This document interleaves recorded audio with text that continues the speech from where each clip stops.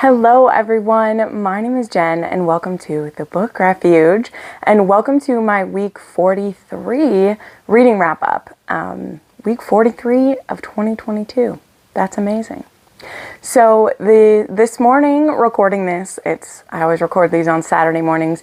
I'm going to be a little more off the cuff than I normally am even because I realized last night that I didn't get my notes done ahead of time, and I'm going to be going to the last day of the farmer's market today. And so I don't have time to sit down and do all the notes ahead of time. Shame on me, but I was caught up in reading a book last night. Surprise, surprise. I usually do it the night before anyway, and I didn't. So I know some of you always comment on, how do you remember the names of everyone? That's amazing. Well, it's because I have notes. It's because after I finish the book, at the end of the week, I put all the notes in so that I know. So this might be a little more unsteady than I normally am, but that's okay, I know, but since I started doing the notes, it's been very helpful to me, but that's okay. This also might be a bit of a quicker one because, as of the last one I did, I had 2 weeks worth of books, so we only have 10 plus a little bit, and I'll explain what I mean by plus a little bit in just a minute. But first, we have some new patrons and channel members to welcome, and so I just want to take a quick moment here to do a shout out for them because, y'all are so generous to me. It makes my heart so happy, and I'm so blessed to have you. I'm so blessed to have everyone. I say this all the time. My channel wouldn't be where it is without everyone who supports it, whether that's liking the video, watching it, sharing it, coming back to rec videos, binging my videos late into the night sometimes. It really all helps me, but particularly my patrons and channel members put forward money from their own pocket, from their own book buying budget to make sure I can keep making these videos for all of you. So we have 2 new patrons. We have Sarah P. Sarah, thank you so much. And I believe Sarah joined both channel memberships and Patreon because there was a Sarah who joined both at the exact same time. So I also have a Sarah Reads who joined as a channel member. If you two are different people, thank you to the Sarahs without an H who are here to support me.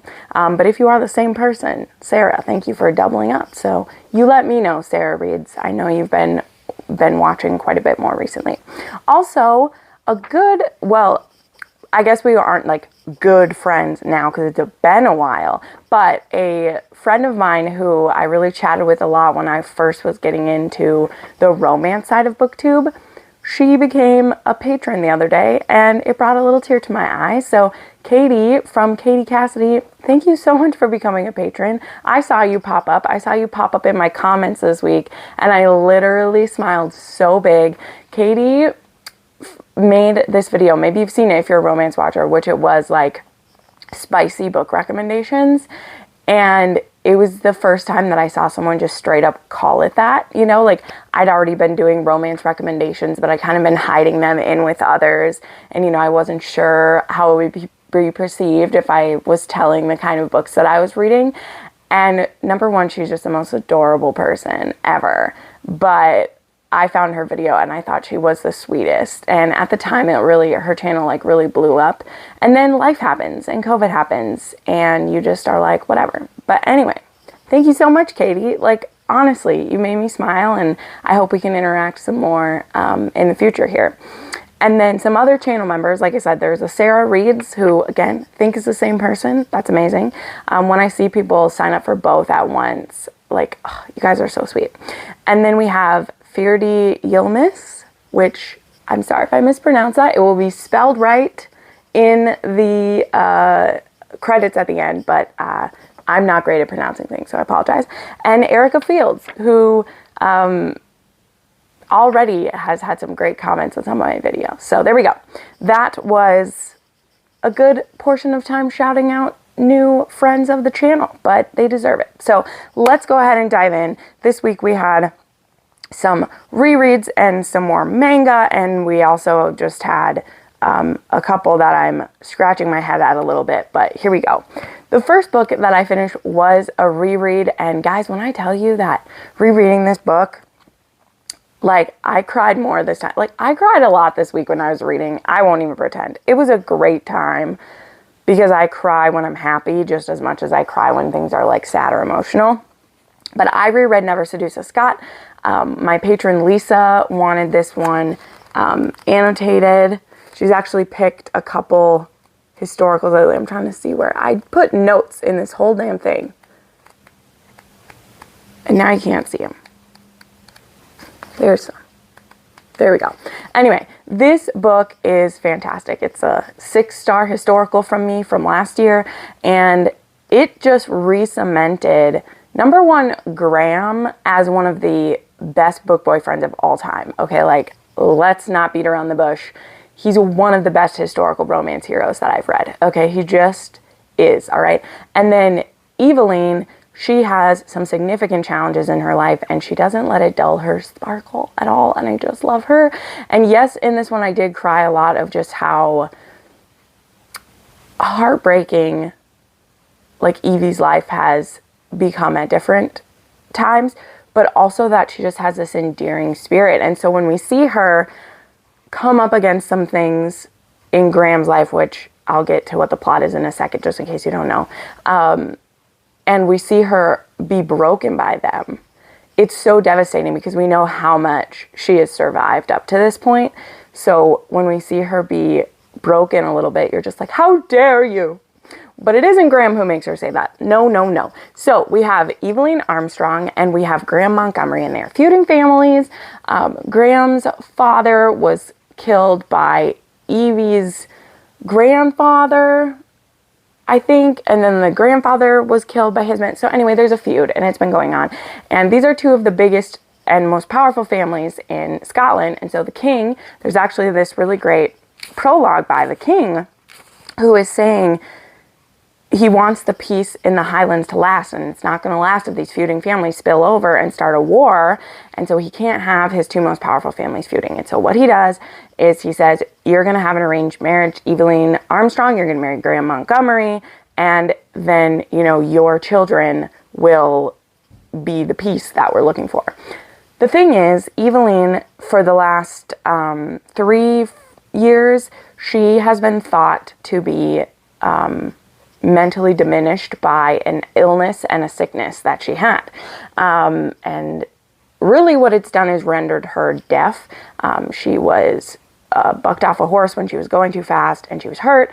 And because she was supposed to have to marry this really jerk named Ian McHugh, she decided to let her illness seem a little worse than it is. And because she was now deaf, she would not, obviously, not hear when people were speaking to her. So people thought she was daft. They thought she was touched. They thought her mental capacity was diminished. So for the past 3 years, she's lived like that. And it's a very lonely life for her because she did what power she had to keep herself from having to marry this man. But in trade, she basically gave up any meaningful connection she was having with her family because they now look at her as a baby. But they love, oh gosh, you guys, that's the thing that is done so well in this book, because when you read people either who, you know, actually have like altered mental facilities and historicals are often treated so badly, right? They're treated so poorly. And Evie's family, though they fully think she's daft, she's called daft or touched in this book, they love her so much. So much. They're so protective of her. And so when they find out that their sweetheart, who I think she's 18 or 19, you know, it's not like she's still a baby or, you know, like this happened when she was a teen, they are devastated because they're like, we're having to give our treasure away to our enemies, like literally her dad. There's a scene because Graham, from his side, he's very disappointed because he's heard that she's touched. You know, he started that. I'm going to put this down. I'll put up a photo because it's shiny. So I'll put up a photo and then I can use both my hands. And he is a very honorable man. Okay. Whatever these feud between these families is, he's an honorable man, and he would never force himself upon a woman who can't consent. He wouldn't. And so he sees the king in trying to solve this feud is wiping out any chance he has at a wife and a family. And he wants that, not just because he's layered, but he genuinely is looking forward to being a husband and a father. And he's like, now I'm going to be a caretaker. And so he's upset about that, right? I'm going way deep in an explanation, but this is one of my favorite books. So there we go. And I want you all to read it because I understand the hesitancy, even though there's curiosity. Like, I've read quite a few historicals with characters who have disabilities or, again, like altered mental states, or have, literally, I just forgot it, what the word is that I always use. I'm so sorry. What's it called? I've read Ian McKenzie, and we think he would be on the spectrum, or something like that, right? So I've read those, and those people are often treated so horribly. But Graham, again, he sees it that he would be becoming a caretaker. And the thing is that when he gets there for the marriage, Evie gets told what it is. Oh, and she can read lips. She has never tried to speak since what happened to her, because the sounds that she first made afterwards, they very much disturbed her family. And so she never really had a chance to practice and, speak, because she still has the capacity to speak. She didn't lose her voice. She just lost her hearing, right? And she was able to speak for the first 15 years of her life. So she can still speak, but she can read lips. And so again, like, they think she's daft because, she can't hear them when they walk up beside her, but if she can see their face, she can read their lips. And when she gets brought in to meet Graham, he has this very deep, resonating voice. And when he speaks, it's almost as if she can hear. And she can hear the lowest registers of his voice. And she's had these thoughts, or she's had these experiences before when, like, her father would maybe, like, yell at one of her brothers or, like, bellow at something. She's felt that, but she didn't understand. And so she sees Graham. Number one, she thinks he's beautiful and that he has, like, kind eyes. And then she can almost hear him. And so she's like, you know what? I'm going to take this gift, and maybe once I get to his home, I can tell him that I can understand him. And maybe this can be my fresh start, because I'll be safe from Ian McHugh. I will be married to him. We'll be good.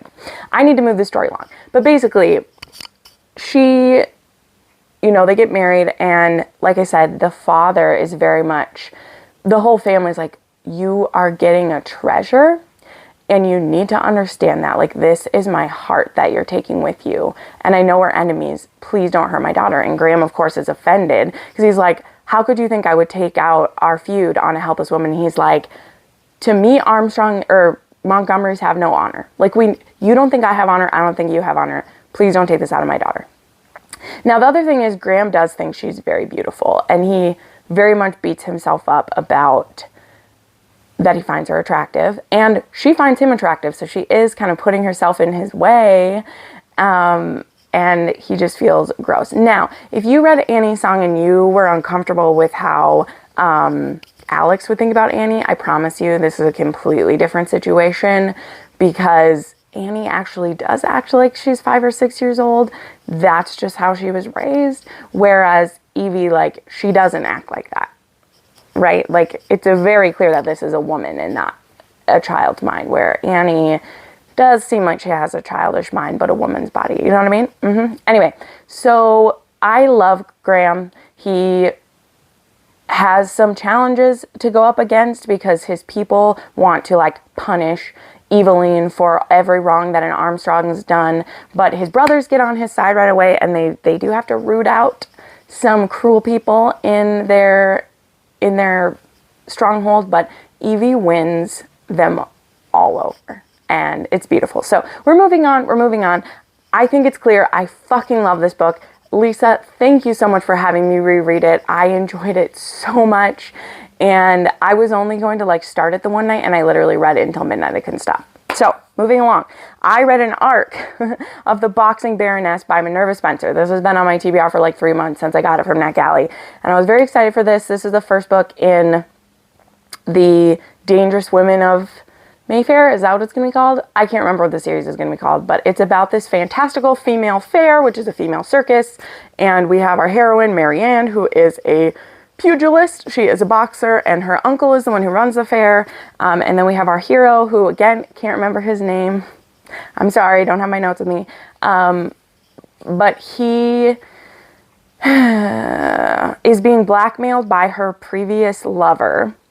And it's actually because of her previous lover that she got the nickname the Boxing Baroness, because he was a baron, and when he left her, like, they called her this or whatever. And she does not have good memories of her ex by any means.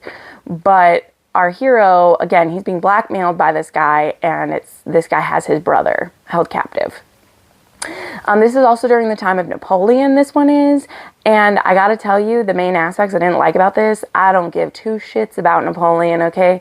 I don't care about him. Don't care about him at all, and he plays a pretty prominent part of this story. Not necessarily being on page, although he does show up on page at one point in this story, but he was very important to this story, and I just couldn't care less. I don't care. I didn't care less. Also, I liked parts of this because it ends up being a road trip romance, and our hero ends up being like her trainer and like sparring partner while they're going on like rounds and everything.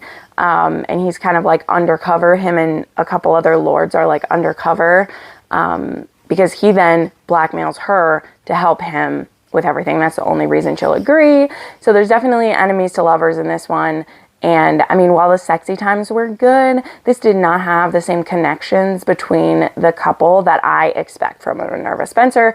And this book took me way too long to get through. That's a sign usually of me being bored, how long this book took me to get through. So I ended up giving it a 3-star. It's the lowest rated Minerva Spencer I've had in quite a long time. I am intrigued by the next book in the series, The Dueling Duchess, because that heroine is called like Blade, and she's literally the blade master at this fair, and so I'm kind of intrigued.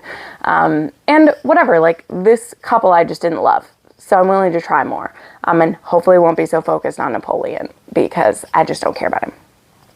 Then, okay, and these are the books that I said I read 10 plus a couple. So after my interview with Amara Ray, which was last Sunday, which was amazing, it's available, you can watch it. She was, number one, she has like the sexiest voice of an author, like for real, so sexy. And yeah, anyway, I had a bit of a girl crush on her, which I love, because apparently she's been watching my channel for a while. So if you randomly watch this video, hi, Amara. Oh my God, I'm so excited. And I always like to ask authors like what they're reading. And I loved her answer that she gives herself time to read every day. She makes time for that so that she can still be reading what she wants to read. And I was like, I love it when I hear authors make time to read. I think it just makes them even better.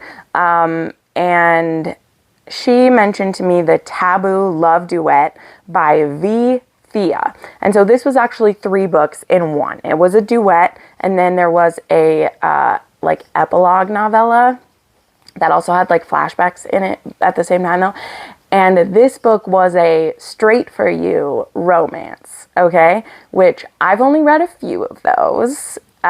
Really just a couple. I mean, Our Way by T.L. Swan, yes. And then there was actually one that it wasn't a straight for you. It was like a bisexual for you, because it was a polyamorous relationship, but one of the heroes had only ever been gay, and he falls in love with his best friend. So, like, they have sex, and he's in love with her, but it was more like, I mean, because he still likes men, right? And in this one, it's kind of the same thing. Like, he even says, he's like, why do I have to have a certain sexual orientation? But our hero, he has never been with women before. There's lots of jokes about he was a gold card gay, like he's been into men since he was 6. But he met this heroine 4 years ago, and ever since then, they've been best friends. They actually live in the same apartment building. They are together like all the time, even though he's very busy. He owns nightclubs, and he's getting into the restaurant business, and he's been falling in love with her for a while. And I love that. It's what I love about like, honestly, whether it's a gay for you romance or a straight for you or about whatever, whenever sexual feelings are changing, or you're having them for a new type of person, or, you know, maybe even a monster. This is not that, but you know what I mean? Like, whenever that kind of thing is happening, I love it so much, because I love the idea of being in love with someone's soul or their heart or their being, rather than just their body parts. You know, I love it. And so that's what happens in this. Our heroine very much has the hots for her gay best friend, but she thinks that's inappropriate. She needs to fight it. She needs to not make it uncomfortable, because this man is very important in her life. They're best friends. Doesn't want to make him uncomfortable. But in the beginning of this book, he's already very much ramping up the like sexual innuendo with her and teasing her. And there's a time when she walks in on him masturbating, and he doesn't really chase her out. And she's like, oh my God, I'm just having too many feelings. And then one night when they're watching TV, a sex scene comes on, and he asks, can I take care of you? And he's like, you know, I've never tasted pussy before. You'll be the first one. And like, oh my God, die. And of course, there's the, you know, confusion mostly on her part, because again, he very much knows that he's falling in love with her, and to him it's not a big deal. Like, well, I mean, it's a big deal because he loves her, but it's not a big deal that she's a woman where he's only been with men before, because again, like, he's in love with her, not her vagina. Although he ends up loving that quite a bit. Okay, he definitely does. And so it's really her who is like, am I just an experiment? And, you know, because he hasn't shared how his feelings have been changing, it's understandable that she'd be like, am I just a game to you? Like, what's going on with this, you know? And yeah, I really liked how it played out. So that's what I really love. I love this. Again, this is a duet. And then there is their happily ever after thing about them and their family. And it goes through, you know, from them having been, like, there's some scenes in the epilogue of that their like 30th anniversary or something kind of thing, right? Like, it's beautiful. The things that were tough about this one, okay? The writing style was a lot, and this had that thing that happens where an author uses a pet name too much. Do you know what I mean? You know what I mean? Like, he uses Kitten, like Kitten is her nickname. He calls her Kitten before they're sexual together, but he says Kitten. If I did a word search, I'm afraid to do a word search of that book, because he must say Kitten on 2 to 3 times on every page, okay? So I really had to become immune to Kitten, all right? Also, sometimes his sex talk was strange. Like, it was weird. So yeah, there was just some weird word choices in this. But as happens with me, I was so here for this story and what was going to be happening with this that those things eventually just faded away, and I just went with it. And I did skim a little bit sometimes. But because this story is so rare for me, I don't see it enough. I would love to know if you have other recommendations for this besides the ones that I've said. Obviously, Our Way by Tail Swan. And then the polyamorous one I'm talking about is actually the Torn Apart, Bound Together duet by Nikki Ash and Kay Webster. That's the one where he believes he's gay and then he's bisexual by the end of it. So, highly recommend. But I ended up giving this 4 stars because with all those technical things that threw me out, I couldn't quite love it as much as I wanted to, because it just got a bit obnoxious, okay?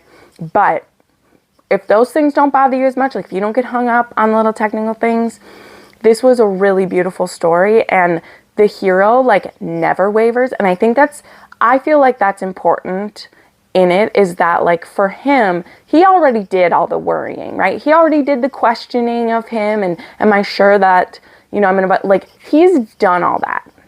So he just goes about convincing her that he's into it and that he loves her. And she doesn't need to be convinced that he loves her. Like, again, it's her best friend. She knows he loves her. She just needs to be convinced a little bit that, like, she's not risking their friendship by this, which is fair. So, I gave that one 4 stars. And I know I'm not saying spice scales for stuff right now. I would give this one a 4.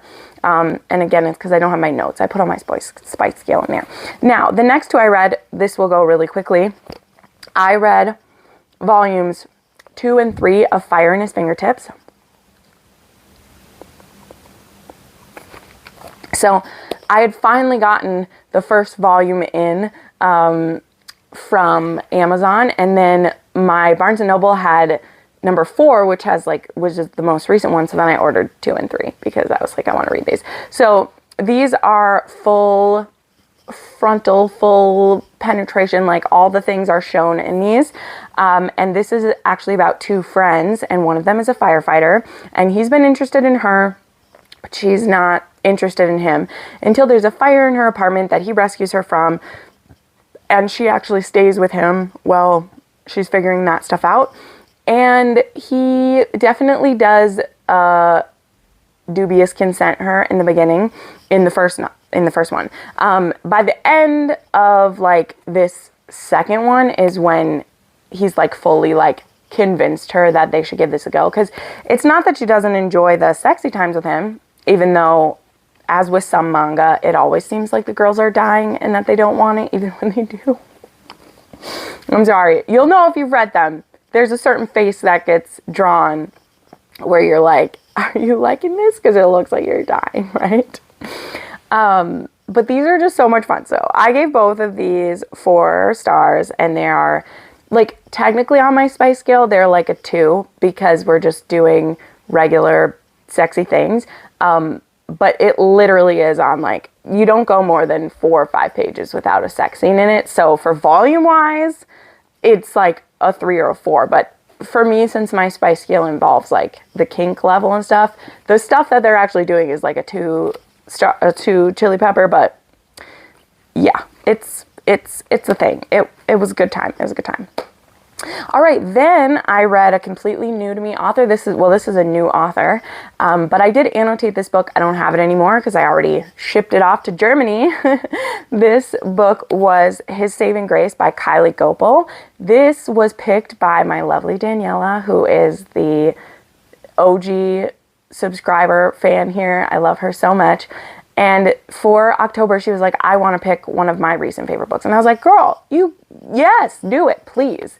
I do enjoy when my patrons pick books that I haven't read to be annotated. It's just always like, it's always a bit riskier. So this one though, this is a shifter, single dad, basically arranged thing because it's fated mates. And it was delightful, okay? Let's tell you the setup of this. So this actually has 2 characters who've lost their mates. And the hero actually had a rejected mate situation.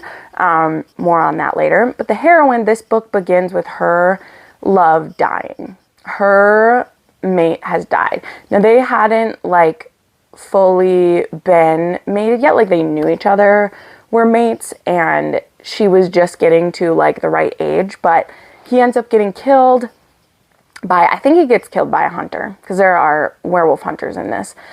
And I believe there are, what's in this? There are 3 kinds of shifters.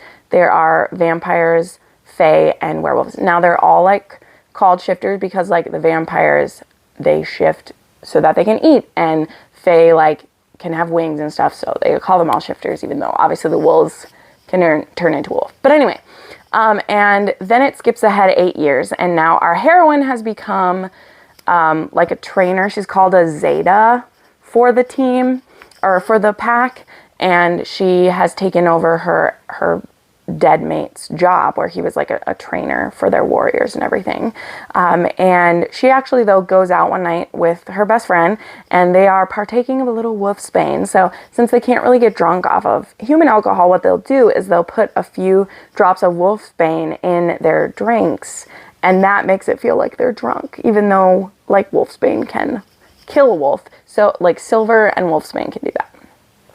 And when she's out at this club, she meets this hot guy, and she actually like then wakes up in bed and she can smell that he's been here. So she thinks that she had sex with him and like doesn't remember it.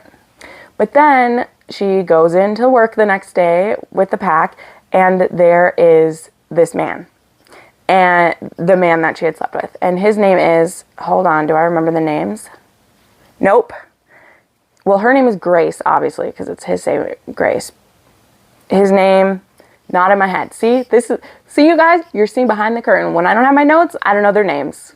I can't remember his name. I love him, though, and hopefully it will come to me. But he's like, you don't know who I am? And she's like, no. And he's like, you had wolfsbane, didn't you? And she's like, yeah, so? And he's like, well, if you didn't have your systems being suppressed, you'd know who the fuck I am. And she's like, geez, he's cocky about it. Well, he's her mate. And she's like, this can't be possible. My mate's dead. And he's like, I had a mate. She rejected me. After they already had a daughter together, actually. So, like, they had a child. They were together. And she rejected their bond, which usually kills the wolf when it happens. She was human, but it didn't. And so he's just been alone. But it, like, almost destroyed him. And it turns out he's the most powerful alpha that there is, of course. And so he's basically like a werewolf king. And so he's like, you're my mate. You're coming back to my pack with me. And she's like, no, I'm not. And he's like, don't reject me, because you might kill me. And I have a daughter and I have a pack and you can't. So, because that's the thing is, like, if you don't accept the bond, it's just kind of in stasis. But if you reject it, then there are consequences to it. And he's like, I can't be rejected again. Now, he's in their territory to sign a peace treaty. And so he tells her alpha, you are sending Grace with me, or I am going to cancel this. Like, I'm not going to do this. So she's like, she needs to come with me. She doesn't have to accept the mating bond because you have to mutually be okay with it, but she has to come with me. And so she's like, what? And he's like, yeah, you don't have a choice. So he forces her hand with this. And then he's like, oh, by the way, I have a daughter. And guys, this little girl, his name is Raina. Is his name Rain? Or I think his name might be Rain, because I know that the little girl's name was like Raina or something. And it means like little queen, like that's what that means. And I think his name like means king. You know, it's one of those authors who like their name is their thing. Like her name is Grace and she's his saving grace and his name is the king, whatever. And so she's the sweetest little girl. And so Grace, though she's still not quite sure how she feels about him, she's pretty won over by this little girl, like immediately, which I love. I love a lady who is won over by the little girl or the little boy or whatever the children are, okay? If you don't know, single parents are kind of my thing. Okay, I love it. And yeah, so there are a couple people who are in opposition to this mating, but most of the people are happy to have her there. And so he definitely goes about convincing her. He promises he won't force, you know, because they have this undeniable chemistry. And he's like, I promise I won't push you into this too soon, but like, I need you. You can't reject me. Like, I would die. You know, he's like, I would die if I was rejected again. My wolf can't take it. And she's like, I feel like I'm being a traitor to my mate who I loved, you know. And so it's very much a struggle for that. But I loved this. I loved Grace. I was sucked into this right away. It was so much fun. Because this is someone's first book, like I did notice, like this author's only 21. Brava. There definitely were a few like rocky part, like in how it was written, not the story, right? Like I loved the story, I had a great time, but just some of the ways some stuff was done wasn't that great. So, and then what causes a lot of tension to start happening is once Grace is there are some wolves who are showing up murdered, and so there is some tension between trying to figure out who's doing this and everything. But loved it. Okay, then I read Dig Your Grave by Avril Ashton. Ashton. And this is a follow-up, kind of like a novella that's about Daniel and Stavros. So last week I read Call the Coroner, which is a dark romance. It's an assassin and a cartel boss, and the assassin had killed the cartel boss's wife, and so to get revenge, Daniel, the cartel boss, kidnaps Stavros and tortures him, but he falls in love with him while he tortures him, and now they've been together. Now Stavros gets kidnapped again, but this time by bad people, and Daniel needs to try to get it back. So this did not work for me as well as the first one did. Mostly because, like, Stavros gets kidnapped again. I think it should have been Daniel this time, in my opinion. And also, then it kind of takes, like, what was great about the first one, which, I mean, it's not great, it was pretty gory. Every torture that Daniel was doing to Stavros was extremely personal because of the death of his wife, and that torture was erotic in a lot of ways because these two are falling in love. And in this one, all the torture that's happening to Stavros, there's nothing sexy about it, okay? It is awful. And so what balances the awfulness in the first one is that these two are falling in love. So in this one, it's just Daniel gets Stavros back. He is being beaten to a bloody pulp and, like, things happening to him. And then after he gets him back, they just go on a torture rampage that was extremely, like, I had to skip a lot of it because it was bloody and nasty. So I give this one 3.5. It's probably more of it. Like, I think I rated it as a 3 because I just honestly didn't have the stomach for it, and it was missing all the fun sexual tension that the first one had, which is why I was so sucked into that one. But yeah, I definitely want to try some other books in Avril's, like, universe, because I'm pretty sure that characters mentioned in this one show up in other books, because when I looked at the names, I was like, I know them. All right, then I read a fanfic, which, if you're watching this on the day it comes out, the fanfiction readathon starts on Tuesday, the 1st of November. And I had quite a few fanfics that get put into my book rec form, which I always have listed down below. And this one, when I was updating my to be read list, I was like, I gotta read this. Now, I realized after I finished this that it's not completed. So I don't remember who put this one in, but please, guys, don't put unfinished fics in my thing because I don't like that. Okay, I mean, I know no one likes it, but I have such limited time to recommend one to me that isn't finished. Like, I don't know when or if I'll go back to this fic. So I know you want me to do stuff, but an author doesn't finish it or doesn't know when they're going to finish it. Please don't send it to me.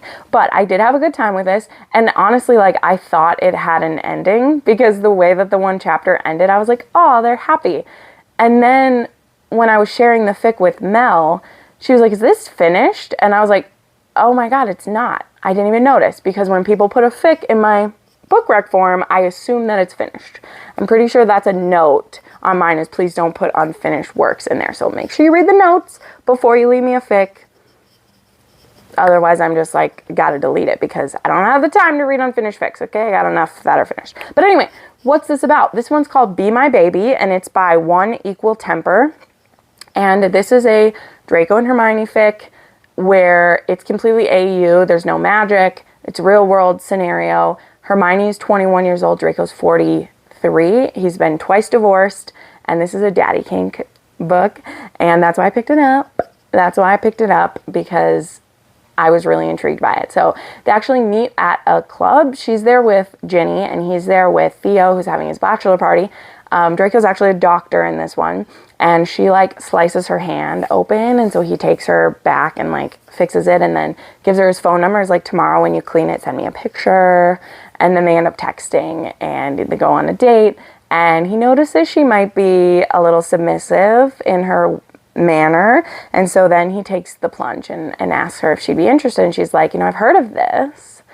I think I might be interested in trying some aspects of it. So for the most part, the age play in here doesn't get too intense, but it does have more DDGL than just like, say, call me daddy and let me buy you pretty things. Like, this isn't a sugar baby scenario. Like, when she's had a really long day, she will, like, color and he'll, like, braid her hair, or they'll take a bath together and he's, like, giving her a bath. And so it does go a little further than I'm normally into, but it goes so slowly with it. And also, this has a trope, like, his dick is too big. Like, he literally doesn't put it in her for so long.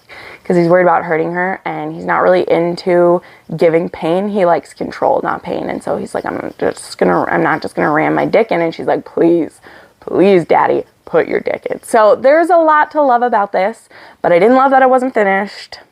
And I didn't love that there is a couple scenes where I was like, oop, I don't like this kind. But because it's a fic, like the author warns you at the beginning of every chapter, like what level of kind of kink is going to be in it, which is something that's nice about a fic. So this is sitting at a 4-star for now. Again, I don't know when it's going to be done, but I like the end of it is them like at like this party. And so it ended with this really like happy thing. And I was like, oh, did they just decide to end it like this? I didn't even think about it. And then I realized that the fic wasn't done. So there's that.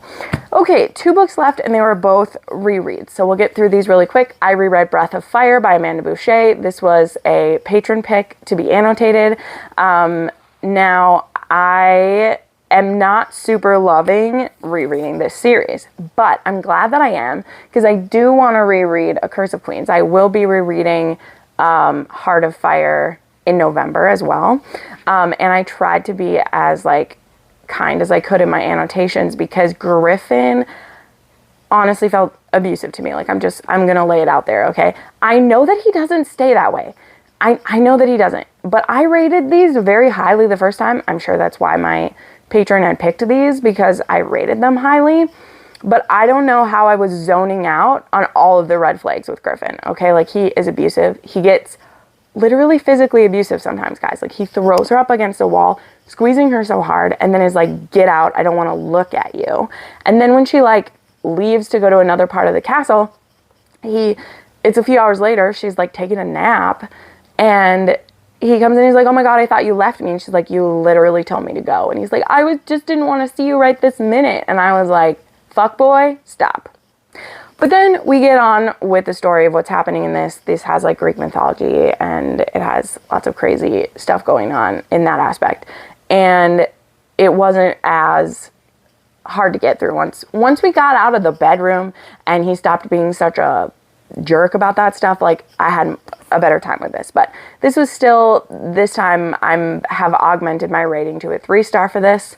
I remember really enjoying Heart of Fire, so hopeful for that. Some things just don't age well, you know? And then last night I finished my reread of Tower of Dawn. Our live show for this is tonight, the 30th. Holy crap, was this amazing to reread. Look at this cover, y'all. Look at this cover. And we have Sartak and Nezrin on the Rooks back here. So yeah, this is the book that so many people are always nervous to read. I know I was when I got it. This is actually my one and only signed copy that I have. I actually got to meet Sarah for this book. I mean, I didn't really get to meet her because it was at the time where she really was struggling with her hands. And so she only personally signed 50 of them, but we got to go there. We got our copy of the book, and we got to be there for the Q&A and to chat for a little bit. And she was amazing. And so when you hear the story about like this, yes, was supposed to be a novella that tells us what Chaol's doing during Empire of Storms, but Irene is really what blew it up for her, because Irene is based on her grandmother, who you can look up this story about it, but her grandmother lived through some very harrowing things. And when you hear about Irene and how she got to the Torre, how she got to these people where she is, how she's becoming a healer, once you know the story of Sarah's grandmother, you can definitely understand where the inspiration came from and how we got to this point. And I thought it was so beautiful. But yes, Chaol was hurt pretty badly at the end of Queen of Shadows. So him and Nezrin go to, number one, try to ask help from the Kagan, I think is what he's called. Oh. Yes, and then he also needs some healing. And there is a pretty interesting like political situation with the Kagan's children and like how things work. And Irene, she has a lot of prejudices against Chaol and, you know, who he worked for the last few years of his life. And so there's a lot of stuff they both have to get over. And Chaol has more than just the healing of his spine that he needs. He also needs to work through some of his feelings about like Aelin and Dorian and everything that's happening. And then we also have what Nesryn and Sartak are up to and the stuff that they find out. And boy, am I excited to talk about it tomorrow. It's going to be amazing. It's at 5 p.m. Central Time. If you can't make that, I understand. It will be available for you to watch afterwards. And there we go. Those are all the books that I read this week. See, I still managed to talk for 45 minutes, even with only 10 books. But yeah, thank you so much. Thank you to the new patrons and channel members for supporting me and doing this. Yeah, make sure you like this video, subscribe to my channel if you don't, and yeah, I'll see you next time. Bye.